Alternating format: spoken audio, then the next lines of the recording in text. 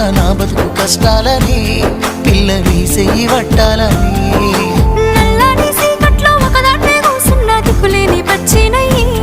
బావా నువ్వెప్పుడొస్తావని ఏళ్ళైపోతుంది పిల్ల ఎన్నెలొచ్చింది మన బతుకులా ఏలైపోతుంది పిల్ల ఏలు వట్టంగా వస్తున్నాగా